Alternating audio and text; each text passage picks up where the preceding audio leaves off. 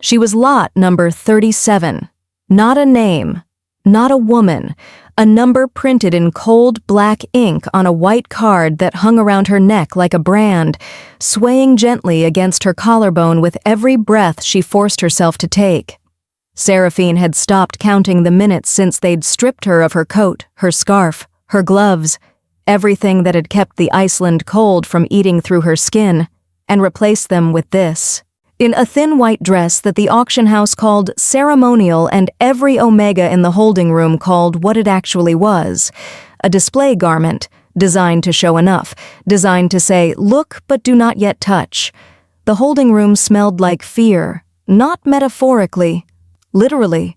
23 Omegas packed into a stone chamber carved into the belly of a glacier fortress, their scent suppressants wearing thin under stress. And the combined anxiety leaking out in waves that pressed against the walls like something alive. Some of the women wept quietly. One had stopped responding entirely, sitting in the corner with her knees pulled to her chest and her eyes fixed on a point that did not exist. Two others held hands and whispered promises they both knew they could not keep. Sarah stood apart from all of them, not because she was stronger, not because she felt nothing. She stood apart because she had learned, and in the 14 months since her rejection, that showing pain in a room full of frightened people was like bleeding in open water. It spread, it invited things. So she stood with her spine straight and her chin level and her hands loose at her sides, and she breathed through her mouth to keep the worst of the collective fear from hitting her full in the face, and she did not cry. She had already used up her tears. Every last one of them, on a night 14 months ago, and on a cold floor in a cold pack house, while a man she had loved with every foolish piece of herself looked at her and said the words that were supposed to be impossible. I reject you, Seraphine Avil, as my chosen mate.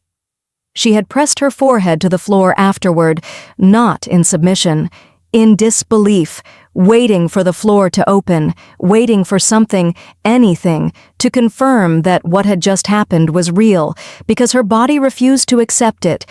The bond thread that had been growing between them for 2 years, snapping like a wire, pulled past its limit, and the pain of it had been so complete, so total, that she genuinely could not tell in those first hours whether she was alive or not.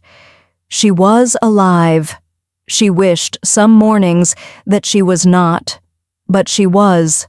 Alive and upright and standing in lot position 37 in the Vatnajökull mating fortress, the oldest auction house in the northern Wolf territories, carved directly into a glacier 300 years ago and maintained by pack law that had not meaningfully changed since, waiting to be walked out onto a stone platform and assessed by men with more power than conscience. This was not a choice she had made. She needed to be clear about that. Not to anyone in this room. Just to herself. The holding room was not a place for confessions or vulnerability, but the inside of her own mind was still hers. And she needed her own mind to know. She had not chosen this. When her pack had dissolved following the Alpha's new mating, his true mate, his chosen mate, the woman he'd left Seraphine for, the packlands had been redistributed, the unmated Omegas had been classified as unaffiliated, and unaffiliated Omegas in the Northern Territories had exactly 2 legal options: register with a new pack voluntarily, or be registered by the Territorial Council and processed through the mating auction system. She had tried to register voluntarily. 4 packs, 4 rejections. Word traveled in Wolf territory, and the word that had traveled about her was that she was rejected stock. That whatever was wrong with her, and there must be something wrong with her, the logic went, because true mates did not reject without cause, was something a pack alpha did not want near his people. So here she was. Lot 37, thin white dress, stone room, and glacier walls that wept condensation like the fortress itself was trying to cry on her behalf. A door opened at the far end of the holding room, and a woman in a severe gray uniform stepped through, holding a tablet and not bothering to make eye contact with anyone. Lots 1 through 10, prepare for first rotation. Her voice had the flat affect of someone who had done this so many times the humanity had simply worn off. Suppressant patches will be removed at the arch. Do not attempt to reapply. Any Omega found tampering with scent presentation will be withdrawn from auction and held in violation of council processing law. The 10 women at the front of the room moved. Some of them moved because they were ready. Most of them moved because they had no other direction to go. Sarah watched them file through the door. She counted the minutes. She breathed through her mouth. She kept her hands loose and her chin level, and her eyes fixed on the glacier wall across from her, where the ice had formed a pattern that almost looked like a wave frozen mid-crash, suspended permanently in the moment before it broke. She understood that wave. She had been suspended in her own breaking for 14 months. The door opened again, lots 11 through 23, and then again, 24 through 36. And then the woman in gray looked up from her tablet for the first time, and her eyes landed on Sarah, and there was something in her expression. Just a flicker, just a hairline crack in the professional blankness that looked almost like pity. Lot 37. Sarah moved. She walked through the arch and felt the suppressant patch on the back of her neck go cold as the neutralizing field stripped it of function, and then her scent, her real scent. The one she had been hiding for 14 months, the one that smelled like winter rain and something warmer underneath, something she had never been able to name, rolled off her skin and into the Arctic air. From somewhere deep inside the auction hall, past 2 stone doors and a corridor of cold blue light, she heard something happen that had not happened once in the entire rotation before her. 3 men stopped talking at exactly the same moment. The silence lasted less than a second. But in a room full of the most powerful alphas in the Northern Territories, even a fraction of silence meant everything. Sarah did not know what it meant yet. She straightened the card around her neck, Lot 37, lifted her chin, and walked toward the light. The corridor was narrow and the walls were ice. Not stone dressed to look like ice. Actual glacier. Ancient. Compressed, so dense it had turned a shade of blue that had no name in any human language Sarah knew. The kind of blue that existed before the world had words for cold. Torches mounted at intervals along the walls threw amber light that the ice swallowed and refracted into something ghostly, and Sarah walked through it with her arms at her sides and her breath visible in front of her face, each exhale a small white cloud that disappeared before she reached the next torch. She counted her steps because counting was something to do with her mind that was not panicking. 17 steps. 18. 19. The gray-uniformed woman walked 2 paces ahead and said nothing.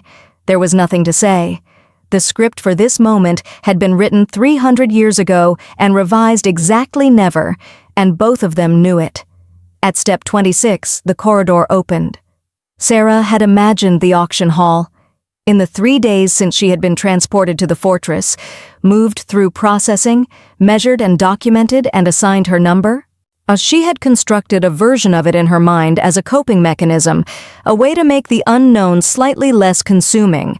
She had imagined something brutal, stone benches, a crowd of alphas arranged like a tribunal, clinical, transactional, a room that looked like what it was. She had not imagined this.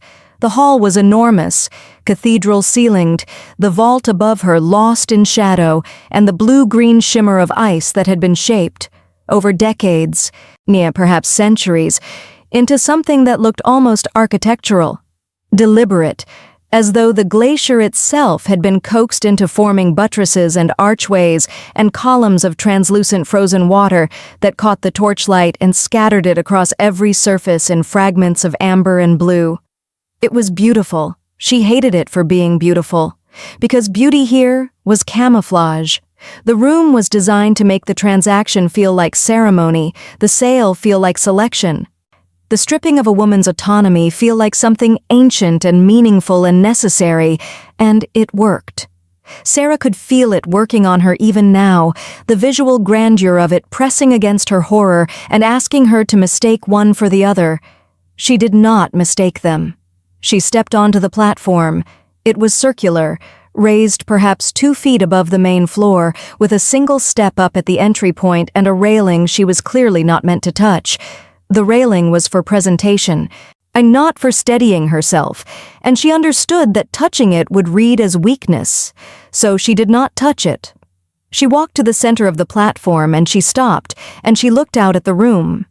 There were perhaps 60 alphas arranged in tiered seating that curved around the platform in a broken semicircle. Most of them she could not read at this distance, faces and scents blurred together in the way they always did when Sarah was trying to take in too much at once. But 3 of them she read immediately, not because they were the most visible, because they were the most still. In a room full of powerful men, the 3 stillest ones were always the most dangerous. They were seated apart from each other, not together, not even near each other, which her mind filed immediately as significant. The one on the far left sat with one arm resting on the seat beside him, his posture open but controlled, and he was watching her with an expression that was not cold exactly, but was very, very careful.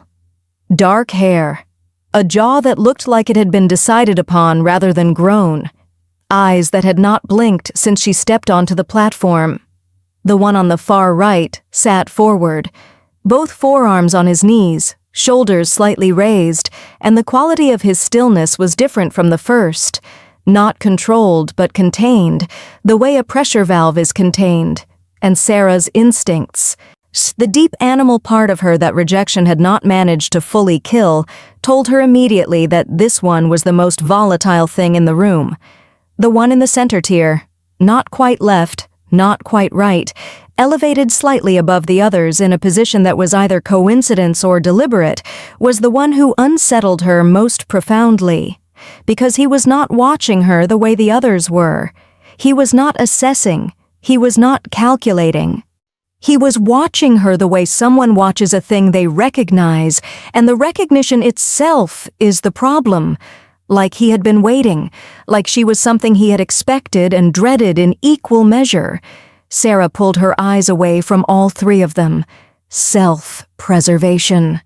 She fixed her gaze at a neutral point above the crowd and breathed, and that was when it happened. Her scent, freed from the suppressant. It had been building in the corridor. She could feel it on her own skin the way you feel warmth returning to numb fingers, prickling and strange and slightly painful. In the open hall it spread. She had no control over it and no way to stop it, and she had accepted that intellectually 3 days ago when she'd read the processing documentation. Accepted it the way you accept weather. Unpleasant, inevitable, outside your power. That what she had not accepted, what she could not have prepared for, was what came back. Scent was not a one-way phenomenon in a room full of unmated alphas. She had known that technically. She had not felt it before, not like this, because in her pack she had been bonded adjacent, close enough to a mating that the other alpha's scents had been background noise, irrelevant, easily filtered. There was nothing to filter now. The room hit her like a wave and she absorbed it, cedar and iron and pine and cold stone, the layered complexity of 60 different alpha signatures pressing against her senses all at once, and she sorted through it automatically, the way her biology had been designed to, pulling signal from noise. 3 signals, not 60. 3. They cut through everything else the way a specific voice cuts through a crowd, and her body recognized them before her mind caught up.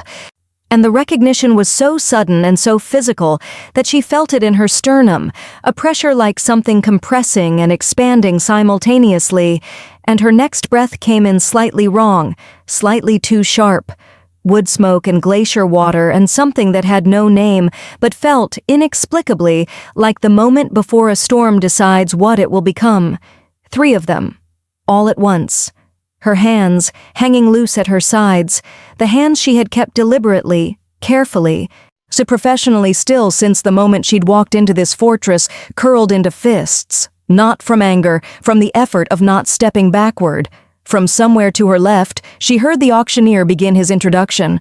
Lot number, Omega classification, age, pack history, rejection status, all of it read aloud in the same flat tone that the corridor woman had used, her entire life reduced to a file, and she heard almost none of it, because the man in the center tier had leaned forward, just slightly, just an inch.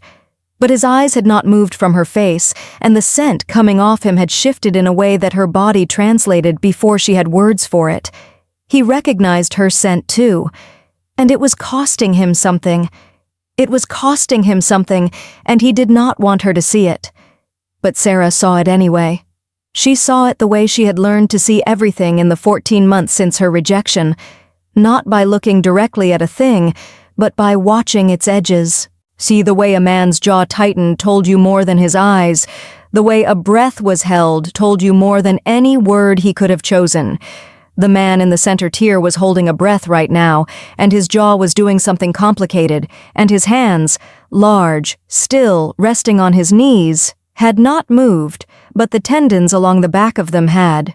She filed all of it away and kept her face empty. The auctioneer was still speaking. She caught fragments.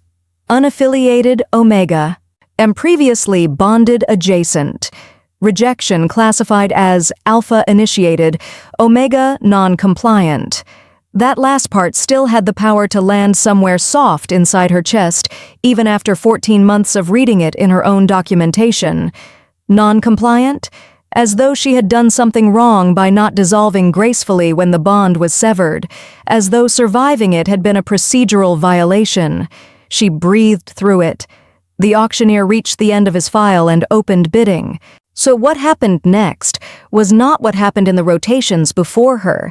She had been in the holding room long enough to learn the rhythm of it. The auctioneer's opening, the measured pause, the first bid from somewhere in the room, then the gradual escalation, then the gavel, a pattern as predictable as a tide. She had been counting on the predictability. She had decided that the only way to survive being sold was to make it boring. To reduce it in her own mind to a series of steps with a defined endpoint, like a medical procedure or a bureaucratic process. Unpleasant but finite. 3 voices spoke at once, not sequentially, not one after another in the civilized progression of a bidding process, simultaneously. 3 separate alpha voices from 3 separate points in the room, each calling a figure that was not an opening bid, each calling a figure that was a closing statement. The kind of number you put on the table when you are not interested in negotiating, when you are communicating something other than a price. The hall went silent so fast it felt like a physical event. Sarah's chin stayed level, her hands stayed at her sides. She allowed herself one slow blink. The auctioneer, a man whose entire professional existence was predicated on maintaining the fiction that this process was orderly, cleared his throat in a way that suggested his training had not included this particular scenario. He named all 3 figures aloud, his voice carefully neutral, and then he said something about council protocol for simultaneous bids that Sarah stopped processing because the volatile one on the far right had stood up. He was tall. She registered that first. Then the scar along his left jaw, pale against skin that had clearly spent a great deal of time in cold weather. Then the quality of his attention, which was not focused on the auctioneer or on the other 2 men who had bid, but on her, specifically on her face, as though he was looking for a reaction and was prepared to be furious if he found one, or equally furious if he did not. Dorian? The name came from the left side of the room. Low even, carrying the kind of authority that did not require volume because it had never once in its life needed to raise itself to be heard. The dark-haired alpha with the careful eyes had not stood. He looked at the standing man the way you look at weather you have been predicting for some time, resigned, accurate. Sit down. Don't. The word from the standing man, Dorian, landed like a stone in water, flat, final. Don't use that voice with me, Caden. Not here, not tonight. So the careful one was Caden. Sarah filed the name and did not look at either of them directly, she maintaining her fixed point above the crowd while every other person in the hall looked between the 3 men and the platform and tried to calculate what was happening. The bid stands as submitted.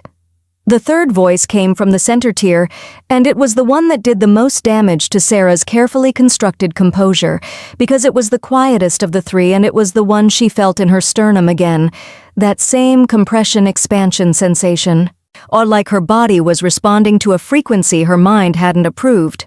Council protocol for simultaneous equivalent bids requires joint claim processing. All three of us know that. Joint claim. The words moved through the hall like a current.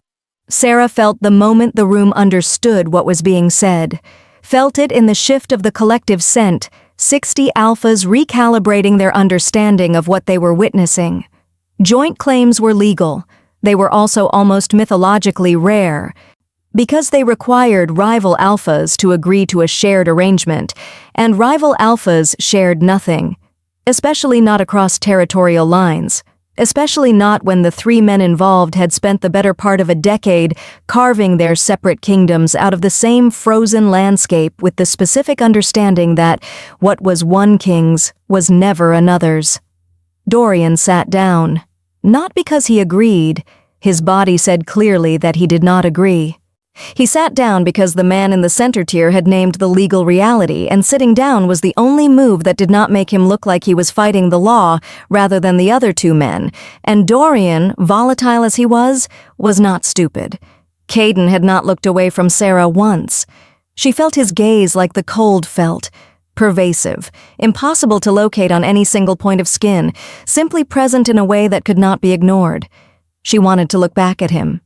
She resisted it with the same muscle she had been using to resist falling apart for 14 months, which was a muscle she had developed into something significant through sheer repetitive use, and it held. The auctioneer said something about processing, about council chambers, about the protocol for contested joint claims requiring the Omega's formal transfer to a neutral holding suite pending documentation.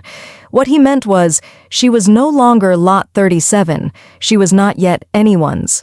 She was suspended again, that wave, frozen mid-crash. A woman in gray appeared at the edge of the platform and gestured toward the corridor, and Sarah turned to follow her because there was nothing else to do, and as she turned, she made one mistake. One. The only one she had allowed herself since walking into this fortress. She looked at the man in the center tier. He was already looking at her. Up close, closer than she'd processed from her fixed point above the crowd, he was younger than his stillness had suggested. Not young, but younger. And the thing in his expression that she had labeled recognition from across the room was clearer now, undeniable. And it was not the recognition of a man who had found something he wanted. It was the recognition of a man who had found something he was afraid of wanting. She understood that feeling completely. Now she turned away before either of them could make it mean something, but her heart was doing something it had not done in 14 months. It was beating like it had a reason to. It was beating like it had a reason to, and she did not trust that. She followed the woman in gray back through the blue corridor and tried to reacquaint herself with the version of herself that did not feel things, the version she had been successfully maintaining for 14 months, the version that had walked onto that platform without shaking. That version was still there. She could feel her, pressed flat against the inside of Sarah's chest like a page pressed between two heavy books, thin, preserved, available. She just needed a moment to get back to her. The woman in gray led her left at the end of the corridor instead of right, away from the holding room and deeper into the fortress, through a section Sarah had not seen during processing. The walls here were thicker, the torches more widely spaced. The sound of the auction hall faded behind them until it was nothing, and what replaced it was a silence so complete Sarah could hear the glacier itself. A low, almost subsonic groan that she felt more in her bones than her ears, the sound of 10,000 years of ice shifting under its own incomprehensible weight. She focused on that sound. It was ancient and indifferent, and it did not care about mating auctions or joint claims, or the way a man's tendons looked when he was trying not to react to something. It was useful in the same way the wave pattern in the ice had been useful, something to fix her mind to that was larger than this moment. The woman stopped at a door. It was heavier than the other doors in the fortress, iron-banded, so with a lock mechanism that looked like it required a specific council key rather than a standard access code. The woman produced one, turned it, pushed the door open, and stood aside. Sarah looked at the room. It was not a cell. She had been braced for a cell, or something cell-adjacent, a small stone space with minimal furnishing and a lock on the outside. What she saw instead was a room that was large enough to breathe in, though with walls of the same compressed blue ice as the corridor, but hung with heavy wool tapestries in dark colors that absorbed the cold and gave the space a muffled, almost hushed quality. A hearth on the far wall, already lit, the fire real rather than electric, throwing heat and amber light that made the ice walls glow from behind the tapestries like something alive, a bed with actual bedding, a table, 4 chairs. She looked at the 4 chairs and understood before the woman in gray said anything. Joint claim protocol requires the claiming parties to reach documented agreement in the presence of the claimed Omega within 1 council period. The woman consulted her tablet without looking up. A council period is defined as the duration between the auction's close and the fortress's morning bell. Approximately 6 hours. Oh, the 3 Alpha Kings have been notified of the protocol and will be escorted to this suite. A pause. Together? Sarah looked at the 4 chairs again. All 3 of them, she said. Her voice came out level. She was proud of that. Council protocol does not permit separate negotiations in contested joint claims. The arrangement must be agreed upon collectively in your presence to prevent coercive documentation. The woman finally looked up, and the hairline crack of pity from earlier had widened slightly. You have the right to speak during proceedings. You have the right to refuse any specific term. You do not have the right to refuse the joint claim itself, as all 3 bids were legally submitted and simultaneously received. Another pause. Smaller. I'm sorry. The apology landed in the space between them, and neither of them picked it up. The woman in gray left. The door did not lock from the outside. And Sarah noted that, filed it, and then crossed the room to the hearth and stood with her hands extended toward the fire because her fingers had gone cold in the corridor and she needed something practical to do with her body while her mind worked. 6 hours, 4 chairs, 3 Alpha Kings who had never agreed on anything walking into a room together because their biology had apparently decided, without consulting any of them, that the same broken, rejected, unaffiliated Omega was worth breaking 300 years of territorial convention. She did not know whether to feel significant or simply unlucky. The door opened 11 minutes later. She had been counting. Caden entered first, which she suspected was not coincidence. Of the 3, he had the quality of a man who was always first through doors, not from aggression, but from the particular kind of responsibility that had become so habitual it no longer felt like a choice. He wore the cold on him the way men who had spent their lives in Northern Territory did, like it was simply weather, like it had never managed to find the parts of him worth freezing. He looked at her standing at the hearth and said nothing. He took the chair nearest the door, not nearest the fire, not nearest her, and sat with the same controlled posture he'd held in the auction hall, and he watched her with those careful eyes that were the color of deep water in low light. Dorian came in like a pressure change. The room actually felt different when he entered it, not louder because he wasn't making noise, but denser, the air compressing slightly the way it does before a storm makes its decision. He took in the room in one sweeping assessment, his gaze moving from Caden to Sarah, to the fire, to the other chairs, and back to Sarah. And then he crossed to the hearth and stood on the opposite side of it from her, and close enough that she could feel the cold coming off his jacket, and underneath it his warmth and his scent hit her at this proximity with a force that was almost rude. Wood smoke, that was his, sharp and dark and real. He looked at the fire, not at her. His jaw was doing something. The third one, the one from the center tier, whose name she still did not know, entered last and closed the door behind him with the quiet care of a man who understood that the way you close a door communicates something. He took the room in the same way the other two had, but his assessment lingered on her longer, and when he crossed to take a chair, he chose the one closest to the fire, closest to her, which put him between Dorian's standing position and Caden's seated one. And she did not know if that was calculated or instinctive, but either way it was the most structurally significant position in the room. "Lior," he said. She blinked. "My name." His voice at close range was the same as it had been across the hall. Quiet, carrying, the kind of voice that assumed it would be heard because it always had been. "You've been given ours by context and process of elimination, I imagine, but not mine." She had not. She had Caden from Dorian's use of it in the hall. She'd Dorian from Caden's. The third had remained unnamed. "Lior," she repeated, because refusing to use it would have been a performance of defiance she didn't have the energy for, and she was trying to conserve what she had. He nodded. Something in his expression shifted. Not warmth exactly, but an acknowledgement like she had passed a small test she hadn't known she was taking. Dorian finally looked up from the fire. His eyes were dark and direct, and they landed on her with the same contained pressure quality as the rest of him, and he said, in a voice that was rougher than the other two, and carried a current of something that was not quite anger, but was close enough to read as dangerous, "You're not afraid of us." It was not a question. Sarah looked at him steadily.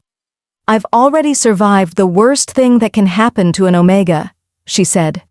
"The three of you are going to have to work considerably harder than this to frighten me." The fire crackled between them. Caden's careful eyes moved from her face to Dorian's, and for the first time since the auction hall, the edge of something that was almost approval crossed his expression and disappeared. Lior said nothing, but he had stopped watching her face and started watching her hands. And her hands, she realized with a lurch of something she refused to name, had finally uncurled from the fists she'd been holding since the platform. Her hands had uncurled, and she wanted them back in fists because at least fists were armor. Open hands were something else. Open hands were the body admitting, without permission from the mind, that something in this room felt less dangerous than the corridor had, less dangerous than the auction hall. No less dangerous than standing in a glacier fortress in a white dress with her scent exposed and her history read aloud to 60 strangers, and that admission frightened her more than any of the three men watching her from various points around the fire. She curled them back, deliberately, slowly enough that it did not look like a reaction. Lior noticed anyway. She could tell by the way his attention shifted back to her face, quiet and precise, like a compass needle finding north, or she spoke before he could say anything about it. "The council protocol requires documented agreement," she said, addressing the room rather than any one of them, keeping her voice in the same register she had used on the platform. Level, professional, a woman conducting a meeting rather than being negotiated over. "So let's establish what each of you actually wants from this arrangement, because I don't believe for a single moment that any of you bid out of genuine desire for a rejected, unaffiliated Omega with no pack, no territory, and no political value."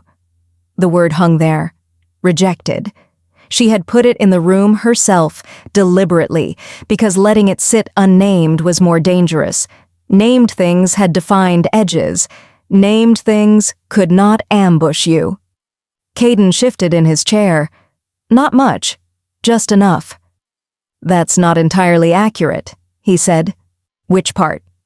"The part about political value."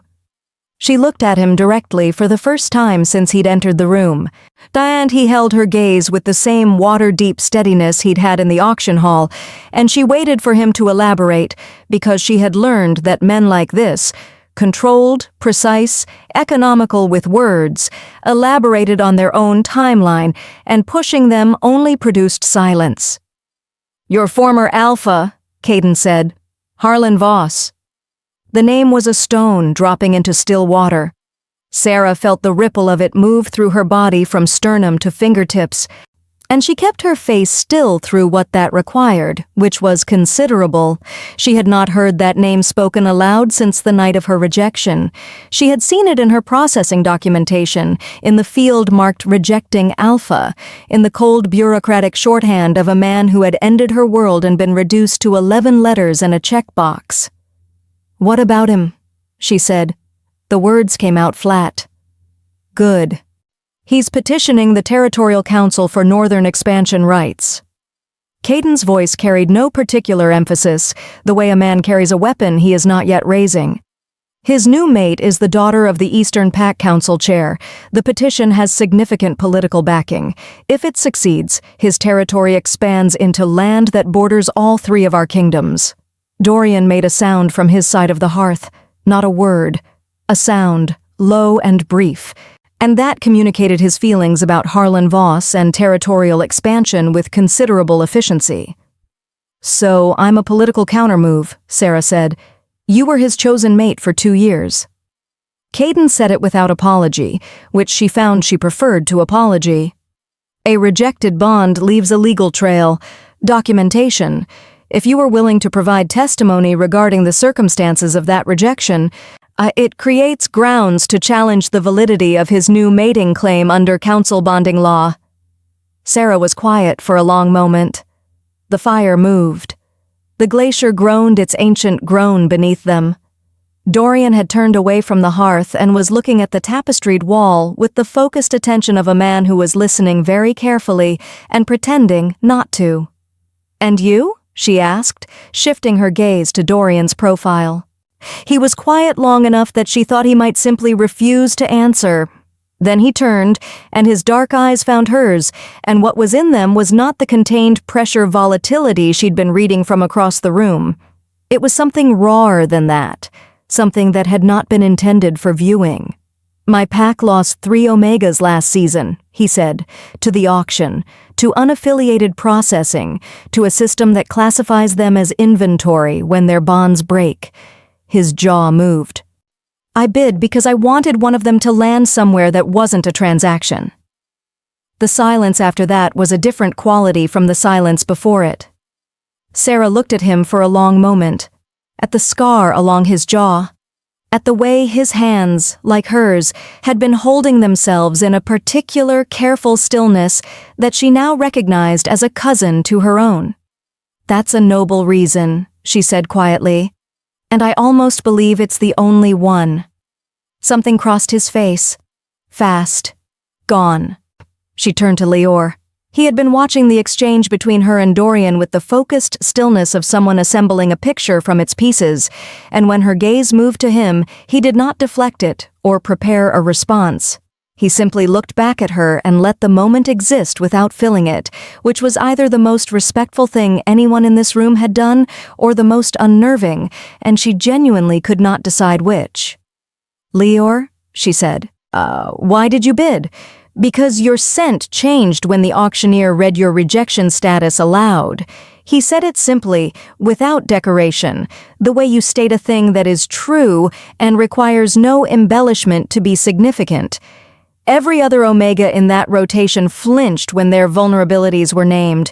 You went still, completely still, like you had practiced surviving that exact moment so many times it had become automatic.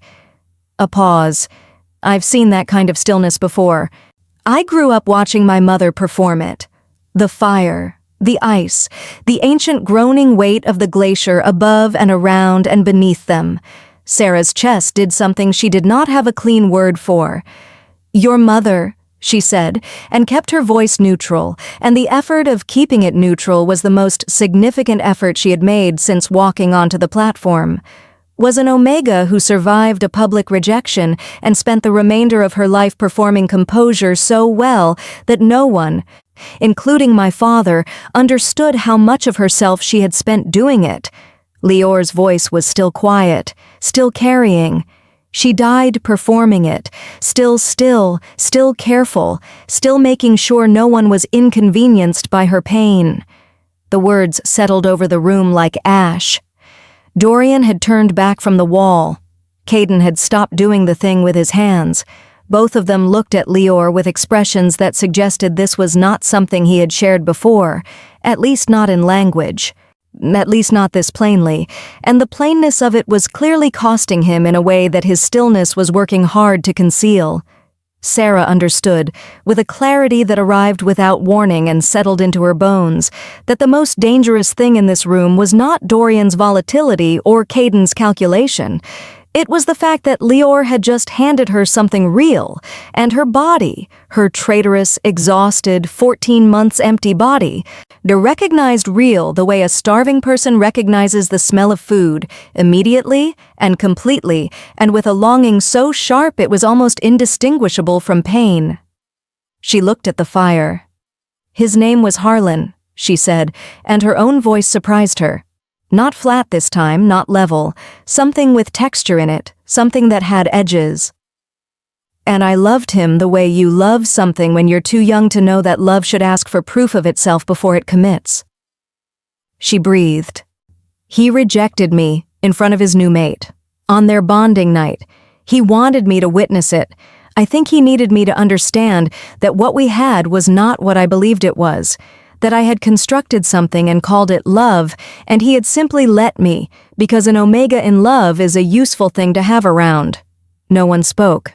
"So when you say political value," she said, looking back at Caden, and there was something in her eyes now that had not been there before, and something that had come up from somewhere she normally kept very tightly closed. "Understand that the last man who found me politically valuable used the bond I gave him as a scaffold for a relationship he'd already built with someone else, and when the scaffold had served its purpose, he kicked it down." Caden held her gaze. His hands resting on his knees were very still. "He won't expand into our territory," he said quietly. "I can promise you that." It was not comfort. It was not softness. It was the kind of promise that came from a place below strategy, below politics, and they both knew it, and neither of them acknowledged it, and the fire burned between them while the glacier held its ancient breath. "He won't expand into our territory." The promise sat in the room like a fourth presence, and Sarah felt it the way she felt the fire's heat, real, physical, arriving without asking permission. She did not know what to do with a promise that came from below strategy. She had not received one in 14 months, possibly longer. Possibly she had never received one that was not dressed in something else first, in charm, in expectation, in the particular warmth a man extends toward an omega he has decided is useful. She looked at the fire and let the silence run. It was Dorian who broke it, and he broke it the way he did everything. Directly, without preamble, like a man who had made a decision and saw no reason to walk around it. "You're cold." Sarah blinked.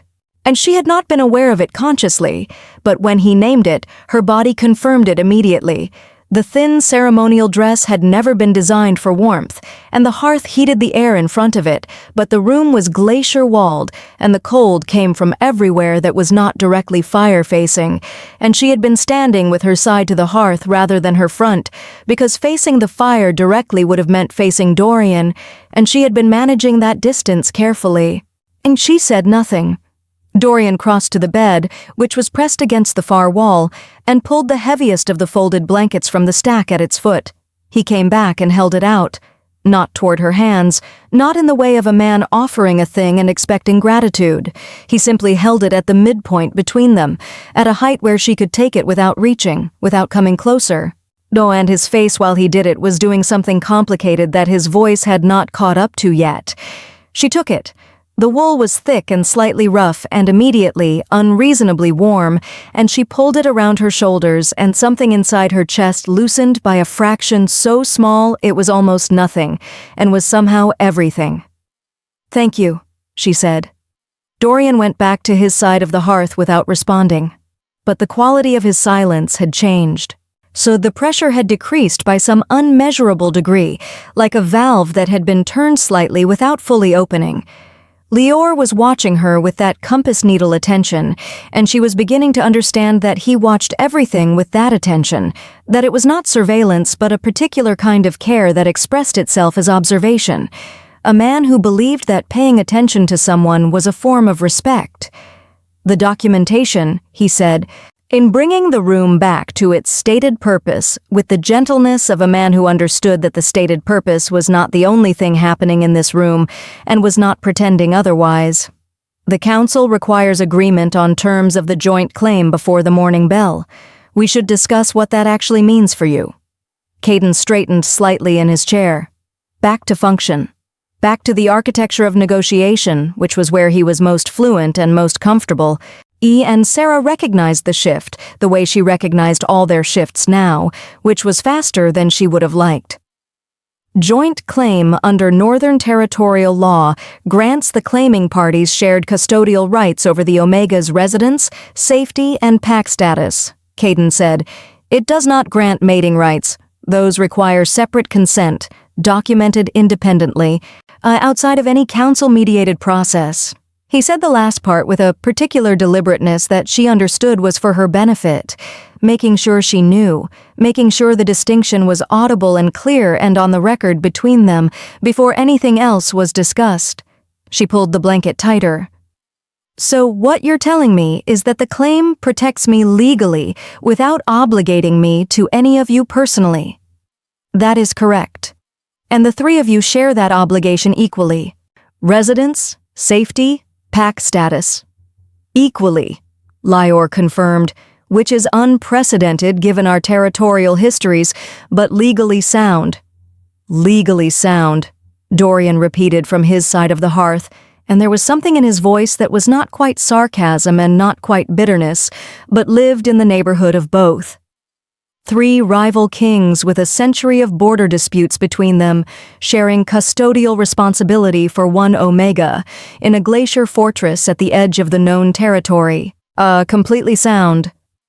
Dorian, Caden's voice. I'm not objecting. Dorian looked at the fire. I'm narrating.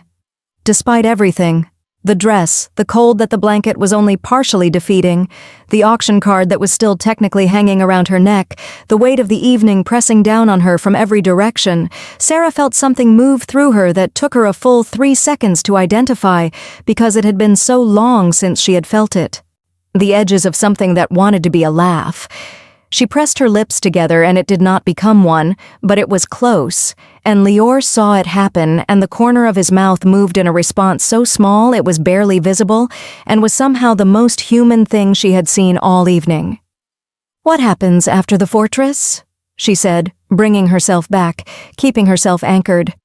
If I agree to the joint claim documentation, what does that actually look like? The three of them exchanged a look. Not a planned look, not a coordinated one, the involuntary kind, the look that happens when three people arrive simultaneously at the same uncomfortable awareness that they have not fully worked this out yet. It would have been almost funny if it weren't her life. That's a reasonable question, Lior said. It requires discussion, Caden said. It requires someone admitting we bid simultaneously without a plan, Dorian said. Caden looked at Dorian. Dorian looked at the fire. My territory has a northern lodge, Caden said after a moment, and his voice had shifted into something that was still controlled, but had lost some of its architecture, some of the formal scaffolding that had been holding it in place all evening. It sits on neutral ground. Technically, the borderline between all three of our territories runs within a kilometer of it. It was built as a treaty location. It's been empty for 6 years. Because the last treaty discussion held there ended with Dorian putting his fist through a wall, Lior said. The wall was poorly constructed, Dorian said. You were angry. I was correctly assessing the structural integrity of the wall. Sarah looked between them, then at the particular rhythm of this exchange, the flatness of Dorian's deflection, the precision of Lior's response, the way Caden bore it with the expression of a man who had been bearing this specific dynamic for a very long time. And something shifted in her understanding of the three of them. Not rivals performing forced cooperation, something older than that. Something that had been strained and bent and damaged by territory and power and the specific kind of loneliness that comes from being the most powerful thing in any room you enter. Something that recognized itself in the other two and had never had the language for that recognition. She understood loneliness that had no language. She was fluent in it. "I'll agree to the joint claim," she said. The room went quiet. "On one condition." She looked at each of them in turn. Caden's careful eyes, Dorian's guarded ones, Lior's compass, steady ones. "The lodge, if that's where this arrangement is based. I want my own room, my own space, my own lock on my own door that none of you can open without my permission." She paused. "And I want it understood between all of us right now, before any documentation is signed, that I am not a political tool or a charity case or a stand-in for someone's dead mother." Her voice did not shake. She was proud of that too. "I am a person who has survived something that should have ended her, and I am still here, and I am telling you exactly what I need, and if any of you finds that inconvenient, then say so now, and we can revisit the bidding." The fire, the ice, the glacier's ancient breath. Caden spoke first. "Done," he said, simply, without negotiation. Dorian's jaw moved, then roughly, like the word cost him something in currency he was not accustomed to spending. "Done." Lior looked at her for a long moment, with those eyes that saw too much and said too little, and then he said quietly, with a weight behind it that she felt in the same place she'd been feeling everything all evening, in that compressed, expanded space behind her sternum, where something was either breaking or being rebuilt, and she could not yet tell which. "We see you, Seraphine. Not we agree. Not done. We see you." She looked at the fire so that none of them could see what that did to her face, but her hands, in the warm wool of the blanket Dorian had brought her without being asked, were open. "We see you, Seraphine." She held those words at arm's length for the remainder of the documentation process, which took 40 minutes and involved a council notary who arrived with a portable seal press and the practiced efficiency of someone who had witnessed enough unusual arrangements to have lost the capacity for visible surprise. Sarah signed where indicated. The 3 Alpha Kings signed where indicated. The notary pressed his seal into warm wax 3 times, collected his documentation, and left without making eye contact with anyone, and which Sarah found both professionally appropriate and personally relatable. The moment the door closed behind him, the room changed again. The documentation had given them all something to do, a procedural framework to operate inside, and without it, the 4 of them were simply people in a room with a fire burning lower than it had been, and the glacier pressing its cold through every wall, and the weight of what had just been agreed upon, sitting in the air between them like smoke. Sarah folded the corner of her copy of the documentation and did not look at any of them. It was Caden who moved first. He stood, and the movement had a finality to it that she recognized as a man preparing to create distance, because distance was what he knew how to use when a situation had exceeded the boundaries of his control. He crossed to the door, and she thought he was leaving, and something in her chest did a thing she refused to examine. He stopped at the door. "There's a secondary chamber through the left panel," he said without turning. "The fortress staff would have prepared it when the joint claim was filed. It connects to this room but has its own entry, its own lock." A pause. "It's yours tonight." He left before she could respond. The door settled closed with that same quiet deliberateness she'd noted when Lior had closed it earlier, and she wondered if Caden had noticed that too. If the 3 of them had spent enough years reading each other across territorial lines that they had absorbed each other's habits without meaning to. Dorian was still at the hearth. The fire had burned to a lower, steadier state, and in its reduced light his scar was more visible, a pale line that ran from the edge of his jaw toward his ear, so old enough to be fully healed but recent enough in its history that she found herself wanting to know the story of it and immediately distrusting that want. He was looking at the door Caden had closed.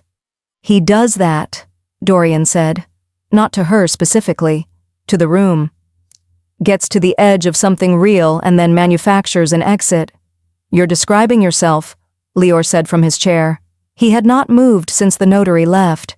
He sat with the same stillness he'd maintained all evening, But there were shadows under his eyes now that the lower firelight made visible, and he looked tired in a way that had nothing to do with the hour. Dorian turned from the door. "I don't manufacture exits. I make them loudly, and everyone knows where I've gone." "That's not better. It's honest." Lior looked at him with an expression that was too complicated to reduce to a single word, and said nothing further. Sarah watched this exchange and felt the particular ache of witnessing intimacy between people who did not recognize it as intimacy. The three of them had the rhythm of men who had been in each other's orbit long enough to have grooves worn into their interactions. The specific way Caden's silences landed differently than Dorian's, the way Lior's stillness was a counterweight to both of them, the way they irritated each other with the particular fluency of people who knew exactly which pressure points to find. They were not friends, but they were not strangers either. They were something that had no clean name, shaped by shared borders and opposing interests and the specific friction of being three equally powerful things in proximity for a very long time. She was about to push herself upright from the chair, to find the left panel Caden had mentioned, to get behind her own lock, so to process the evening in the only privacy she'd been promised, when Dorian spoke. He bid because of guilt. She stilled. Dorian was looking at the fire. His voice had lost the contained pressure quality and gained something rawer in its place, something that sounded like a man who had made a decision to say a true thing and was committed to finishing it. Caden. His pack absorbed 3 unmated omegas from the last auction cycle. He placed them, found them situations, made sure the arrangements were decent, but one of them. He stopped, started again. One of them had been previously bonded adjacent, like you. The rejection had been recent. He didn't know how recent until after he'd placed her with a border family, and by the time he understood what she was still carrying, she had another stop, longer. She didn't survive the winter.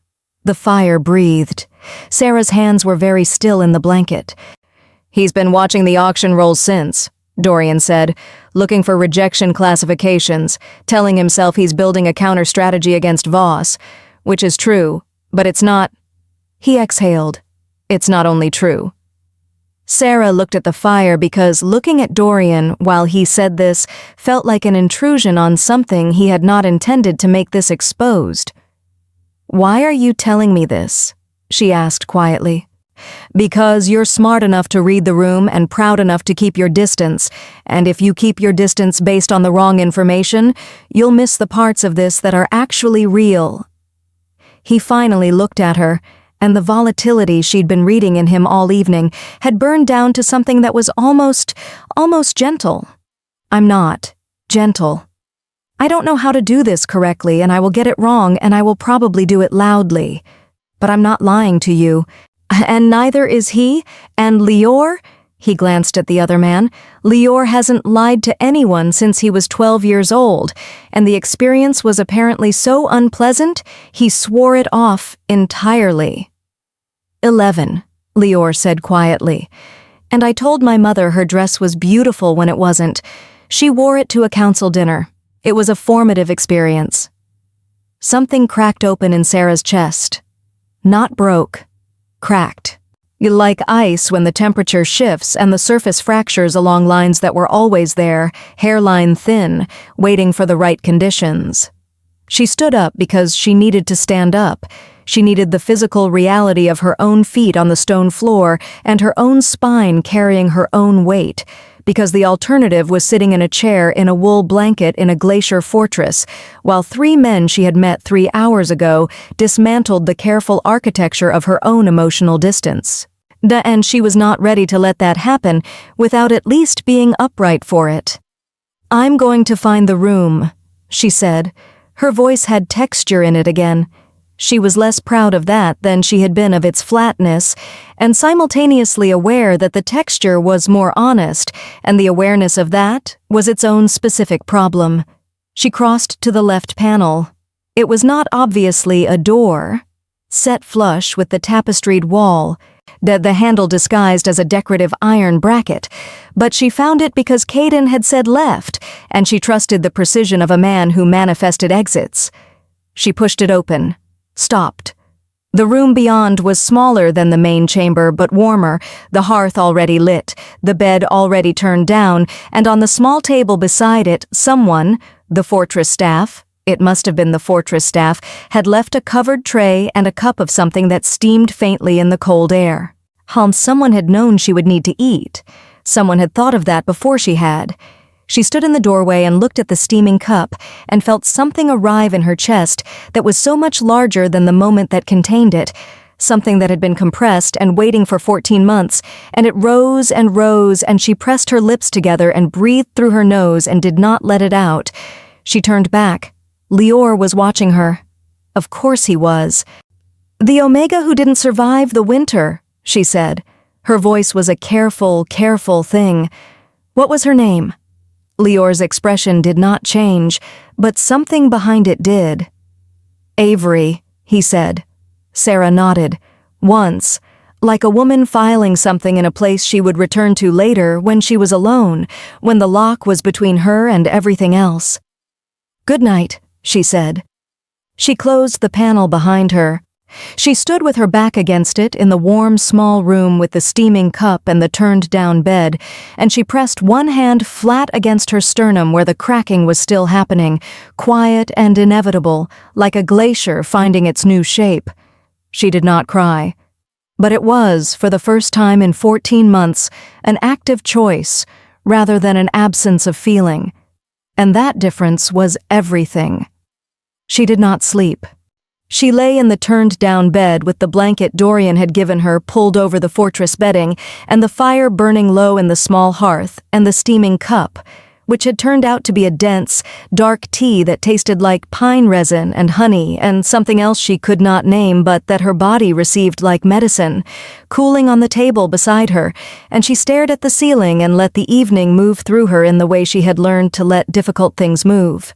Not fighting them, not holding them still to examine, just allowing them to pass through and trusting that what remained when the movement stopped would be something she could work with. What remained was this. 3 men had bid on her. Not one. 3, simultaneously, shattering a 300-year-old convention in a room full of the most powerful alphas in the Northern Territories. And the reasons behind those bids were not what the auction system would have her believe. Not possession. Not transaction. Not the clean, simple mechanics of a system that classified women as inventory and called it tradition. Guilt. Grief. A dead mother performed to nothing. A woman named Avery who had not survived a winter that Caden had not been able to make warm enough. She stared at the ceiling and breathed. The cracking in her chest had not stopped. It was slower now, subtler, the way a glacier moves, imperceptibly in any given moment but transformative over time, and she understood with the particular clarity that comes only in the small hours of the night, in warm rooms surrounded by cold, that this was what thawing felt like. Not dramatic, not sudden, just the slow, inevitable surrender of something that had been frozen long enough. She was not ready to thaw. She needed to be clear about that, here in her own mind, in the only space that was fully hers. She was not ready. The crack did not mean the ice was gone. It meant the conditions had changed. And the ice was responding honestly to the change, and honesty and readiness were not the same thing. She sat up. The fire had burned to coals, throwing a red-amber glow that made the ice walls behind the tapestries pulse faintly, like something breathing. She looked at the panel door, listened. From the main chamber, silence. She did not know if they were still there or if they had been given separate quarters elsewhere in the fortress. She did not know which possibility was more unsettling, and the fact that she found either of them unsettling at all was information she sat with carefully. She got up, not with a destination. Just up, because lying still had become a container too small for what was moving through her. She wrapped the blanket around her shoulders and crossed to the small window set high in the ice wall, barely a handspan wide, designed more for light than view, and pressed her fingertips to the glass and looked out at what she could see of the Icelandic night. The glacier stretched away from the fortress walls in every direction that the window showed her, vast and blue-white and absolutely still, under a sky that had cleared to black and filled itself with stars so numerous and so bright they looked architectural, like something built rather than scattered. No wind, no movement, just the ice and the dark and the light of dead stars arriving 14 months, 14 years, 14,000 years after their source had already burned out. She thought about Lior's mother, still and careful and performing composure until there was nothing left to perform with. A woman who had made herself so manageable, so contained, so unlikely to inconvenience anyone with her pain that she had inconvenienced them all irreversibly by disappearing into the performance entirely. She thought about Avery, a woman she had never met, would never meet, whose name she now carried in the same interior place she carried her own rejection. Not as a wound, but as a marker. A reminder of what happened when surviving was confused with living. She pulled her hand from the glass. Her reflection looked back at her from the dark window, faint and ghost-like, the white dress visible under the blanket, the auction card still hanging at her collarbone. She had forgotten it was there. She reached up and lifted the cord over her head and looked at the card in her palm. Lot 37. She set it on the windowsill face down. She turned back to the room and stood in the middle of it and made herself ask the question she had been avoiding since the panel door had closed behind her. The question she had been keeping behind the practical ones, behind the documentation and the terms and the negotiation of locks and rooms. The question that lived underneath all of it, like the glacier lived underneath the fortress. What did she want? Not what was legally available to her. Not what was strategically sensible.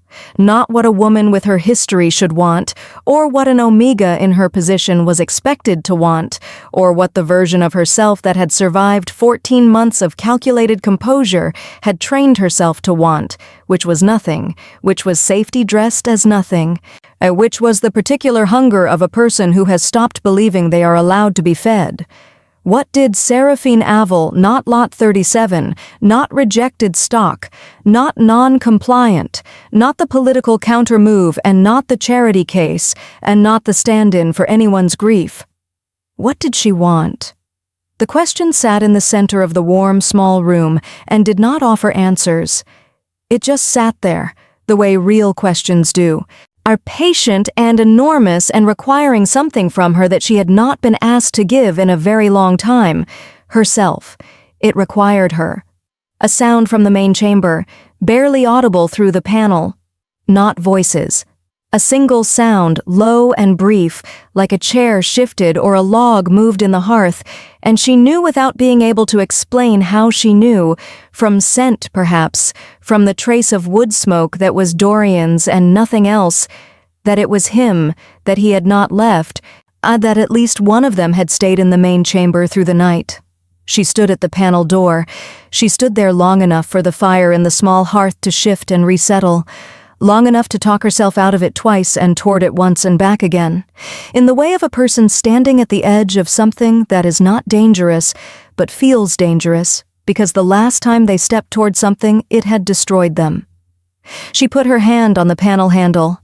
She held it there, saw on the other side of the door, in the main chamber, the silence was the particular quality of a person pretending to sleep. She knew that quality intimately. She had performed it herself for 14 months, lying still and regulated, and presenting the exterior of a woman at rest, while her interior conducted its own relentless auditing of everything that had gone wrong. She pushed the panel open. The main chamber was firelit and dim, the hearth rebuilt to a low, a steady burn that had not been there when she'd closed the door. Someone had added wood. Someone had decided the room should stay warm. Dorian was in the chair nearest the hearth, not asleep, sitting with his forearms on his knees and his head bent, in the posture of a man in the middle of a thought too significant to interrupt, and when the panel opened he looked up without the startled quality of someone woken. He had been awake. He looked at her in the doorway with the blanket around her shoulders and her feet bare on the cold stone, and the auction card conspicuously absent from around her neck, and he did not say anything, which was so contrary to everything she had observed about him that it landed harder than words would have. Leor was there too. She registered him a beat later.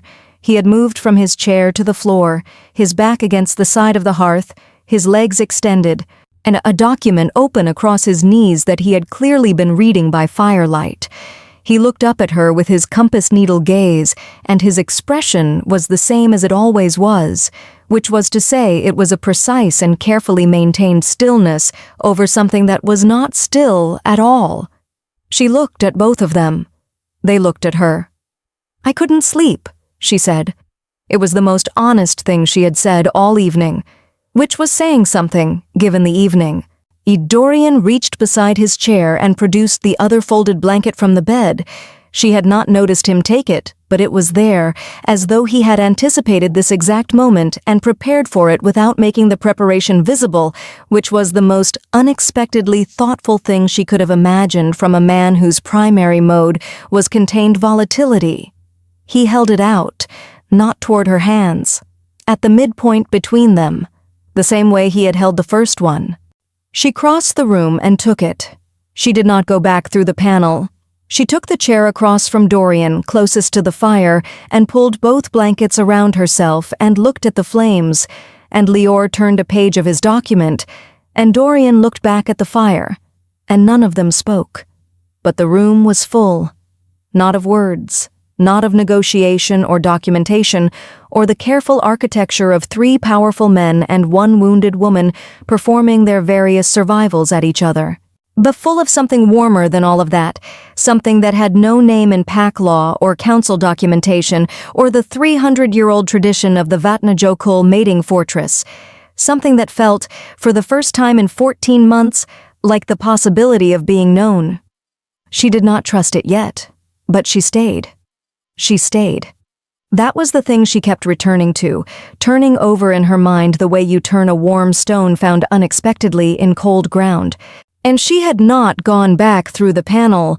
She had taken the chair and the blanket and the silence of 2 men who did not require her to perform anything, and she had stayed, and the staying had not felt like surrender. It had felt like something she did not yet have a word for, something that lived in the territory between courage and exhaustion, between choosing and simply allowing herself to stop fighting the direction she was already moving. The fire burned. Leor turned pages. Dorian watched the flames with the focused stillness of a man thinking through something large and refusing to rush it. Sarah watched all of it from inside her blankets and felt the cold in the room slowly, incrementally, lose the argument it had been making against the warmth. She did not know how much time had passed when the door from the corridor opened and Caden came back. He stopped when he saw her in the chair. Not surprise exactly. Something more careful than surprise, more interior. He looked at her sitting across from Dorian with Leor on the floor between them and the fire going, and something in his face moved through several things very quickly before settling into an expression she could not fully name, but that felt, in its quality, like a man who had expected to return to an empty chair and was recalibrating everything he had been thinking in the corridor based on the fact that it was not empty. He had been outside.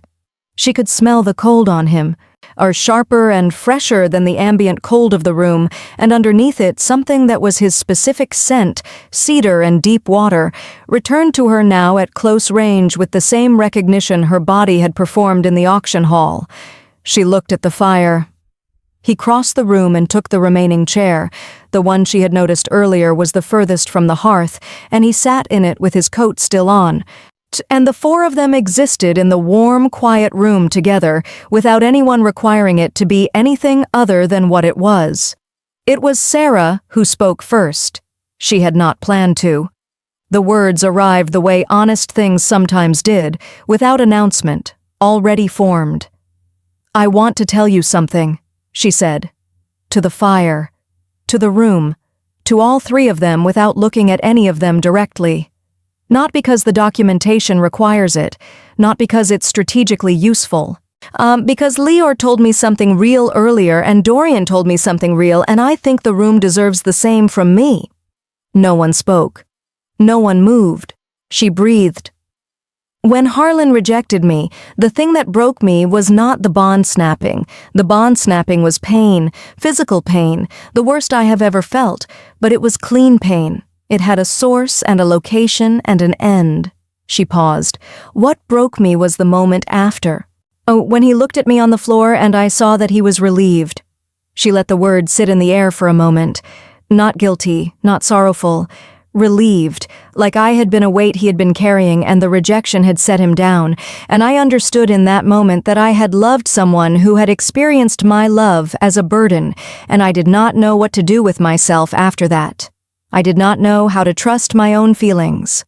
Because if I had built 2 years of something real on a foundation that the other person experienced as obligation, what did that say about my ability to know the difference between love and a story I was telling myself? The fire crackled. Lior had stopped turning pages. It said, Caden said from his chair across the room, his voice very quiet and very even, that you loved generously in the wrong direction. It said nothing about your capacity to love correctly. She looked at him. He was looking at her with those deep water eyes, and the careful architecture of his expression had come down, not all of it, not completely, but enough that what was underneath was visible, not polished, not strategic, something that had been sitting behind the control all evening, patient and significant, waiting for the right moment to stop being managed. I failed, Avery, he said. And the simplicity of it, the complete absence of deflection or justification, and landed in the room with a weight that made the glacier's groan seem quiet by comparison. I placed her too quickly because I needed to believe the placing was enough. I told myself that safety and a decent situation were what she needed, and I did not ask her what she needed because asking would have required me to stay present with her pain long enough to feel the edges of it, and I was not. He stopped, started again. I was not able to do that. Then. The last word was small, and it carried everything. Dorian leaned forward in his chair, his elbows on his knees, his hands loosely linked, his scar pale in the firelight, and he looked at Caden with an expression that was not soft, because Dorian was not a soft man, but that was full of something that soft men spent their whole lives trying to manufacture. You came back, Dorian said. You always come back. Caden looked at him. So do you, Caden said. Something passed between them in the silence that followed. Not words, not touch. Something older than both. The specific communication of people who have been in each other's orbit long enough to have worn grooves into their understanding of each other, and who have spent so long calling those grooves rivalry that they have never had the language to call them what they actually were.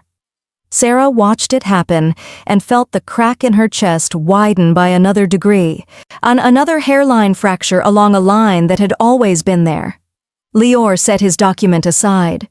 He looked at her with his compass needle eyes, and what was in them was the same thing that had been there when he had said, "We see you, Seraphine," but clearer now, unguarded, as though the hours in this room had worn down the last of the distance he maintained between his interior and his exterior.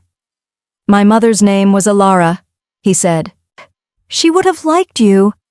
The words arrived in Sarah's chest like sunlight through glacier ice, refracted and warm, and coming from an angle she had not expected, and she felt something rise in her throat that she pressed her lips together against, and breathed through, and then breathed through again. "Tell me about her," Sarah said. Lior looked at her for a long moment, then, quietly, with the careful tenderness of a man handling something precious that he had kept in the dark for a very long time, he began. He told her about a woman who had loved winter mornings and strong tea and the particular sound of ice breaking on a river in early spring, a woman who had kept a garden against every reasonable expectation of the climate, coaxing stubborn green things out of frozen ground through sheer patient insistence. What a woman who had laughed with her whole face when she forgot to perform composure, and whose laugh had sounded, Lior said quietly, like something that belonged to a person who was not afraid. Caden listened with his eyes on the fire and the rigid line of his shoulders slowly, almost imperceptibly, releasing. Dorian listened with his head bent and his hands still, and the pressure in him that was always looking for a direction to move, finally, briefly, going quiet.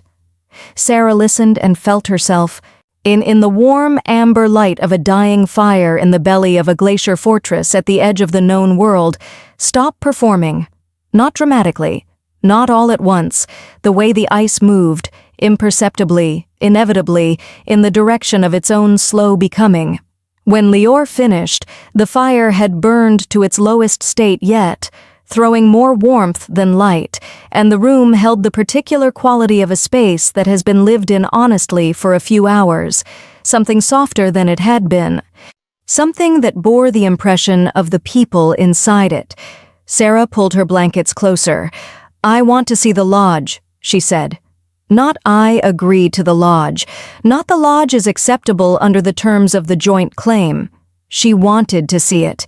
She wanted to see the place where 3 kings had once failed to find common ground, and a wall had been an easier target than the truth, and she wanted to see what it looked like now, empty and waiting, with a borderline running through its nearest kilometer that belonged equally to all 3 of them and therefore to none of them, which meant it might be the only place in the Northern Territories that could belong to something new.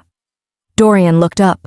His dark eyes found her face in the firelight, and the contained pressure of him had shifted into something warmer, something that was still all the things he was, still rough and direct and inclined toward honest noise rather than polished silence, but underneath all of it, steady, real. "It has a garden," he said. She stilled. "Whoever built it planted something along the south wall. Nobody knows what it is. It never grew when any of us were there." A pause. The ghost of something crossed his face that was not quite a smile, but was what a smile looked like on a man who had forgotten he was allowed to have one. "Maybe it was waiting for better company." Sarah looked at the fire. She thought about stubborn green things coaxed out of frozen ground through patient insistence. She thought about a woman named Ilara who had laughed with her whole face when she forgot to perform. She thought about a woman named Avery who had not survived a winter, and about the specific weight of carrying that, and about the fact that grief carried long enough becomes a kind of compass if you let it. She thought about Lot 37, face down on a windowsill, in a room that was hers. She thought about open hands. She looked up from the fire and found all 3 of them watching her, not with the assessing quality of the auction hall, not with the careful calculation of men protecting their interests, but with the particular attention of people who had arrived, without planning to, at the beginning of something they did not yet have a name for, and who were choosing, each of them quietly and at their own cost, to stay in the not knowing rather than retreat to the safety of distance. Caden, whose guilt had become a compass pointing toward something better than the thing he had failed at. Dorian, whose noise was the most honest thing in any room he entered. Lior, who paid attention as an act of love and had never told anyone that was what it was. She looked at each of them in turn, and she let them see her looking, and she did not make her face empty while she did it. "When the morning bell rings," she said softly, "take me to the lodge." The fire gave one last warm pulse of light. Outside, beyond the glacier walls and the fortress stone and the vast blue-white silence of the Icelandic night, the sky at its furthest edge had begun to change. Not daylight yet, the suggestion of it, the first quiet argument of color against dark, pale and tentative and absolutely certain of itself, the way all true things are certain, and the way warmth is certain even when the ice has not yet decided to believe it. Caden looked at her, and something in his careful eyes finally, fully came to rest. Dorian looked at the fire, and the ghost of a smile found him again, and this time he did not send it away. Lior looked at Sarah with his compass needle gaze, and she understood, in the way she was beginning to understand all of them, that the needle had stopped moving. It had found its north. And in the warm, quiet room at the center of a glacier fortress, surrounded by the ancient patient weight of ice that had been waiting 10,000 years to find its new shape, Seraphine Avel sat between three men who had bid on her and received something none of them had known they were paying for. And she breathed, and her hands were open, and for the first time in 14 months she did not reach for composure to fill the silence. She let the silence be full on its own. And it was. It was full of wood smoke and cedar and deep water, and the pine-honey warmth of a tea-drunk cold, and the sound of a glacier finding its new shape, and 3 heartbeats in a quiet room, and one more, hers, no longer keeping its own time in isolation, but settling, without drama, without ceremony, into a rhythm that had room for all of them. The morning bell had not yet rung, but she was already, in the way that mattered most, already home. Thank you for watching this story to the end. If you enjoyed this story, you will surely love the next one. It's as crazier and more intriguing as can ever imagine. So do check it out. Hit subscribe. The next chapter drops soon.